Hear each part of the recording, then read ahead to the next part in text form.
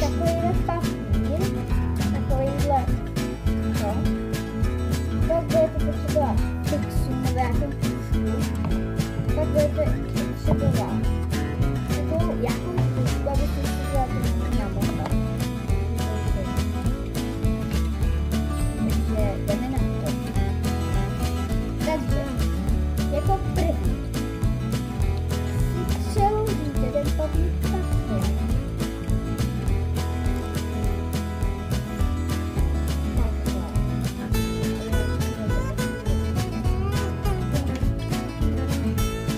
A jak to takhle otevřete, tak tady bude takový čárek.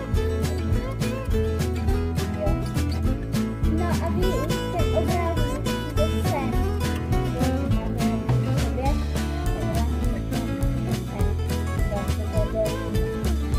Tam se nakreslíte nějaký obrázek a podíváme si na to. Až to nakreslíte, tak se vám takže já tu mám nějaký obrázek, já nevím kreslit, ale má to být klouzačka, takže to už nějaký dítě. Tady na to jo, a pak to takhle zavřete, takhle to, jak to takhle máte ten obrázek, tak to takhle zavřete. A nakreslíte si to sem.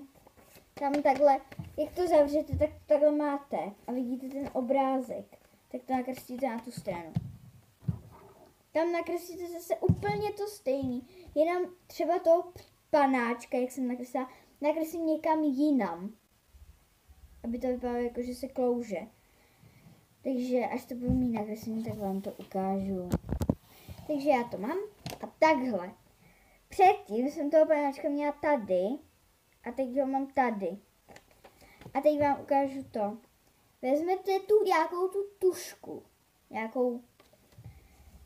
A tenhle, jak máte ten jiný obrázek, tak si to namotáte. Nějak. Prostě. Počkejte, já vám to ukážu. Takhle to máte. A takhle, tadyhle si namotáte na tu tušku. Takhle. A úplně pevně, úplně na to musíte úplně tlačit. Aby se vám to z toho nevylíklo. A rychle takhle budete to namotávat. A tady nahoře si to takhle chytnete. A takhle vezmete tušku a takhle budete s tím machrovat, takhle nahoru dolů a ono se vám to ukáže, jako jak to je. Prostě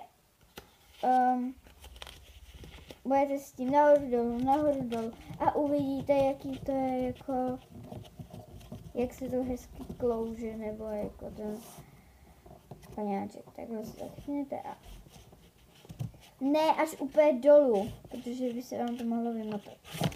Prostě úplně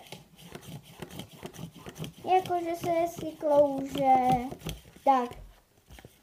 Nebo tady, jak mám tohle. Tak si to jeden paňáček mám nahoře, ruce, jeden dole a vypadá to hezky, jak když je to živý. Tak to by bylo. Já si myslím, že by to mohlo být hezký, mně se to líbí. Jo, prostě, mně se to prostě líbí. Já vím, že nikomu se to třeba nelíbí, že se tomu videu bude smát, ale já za to nemůžu, prostě já chci něco vyrábět, chci se něco naučit.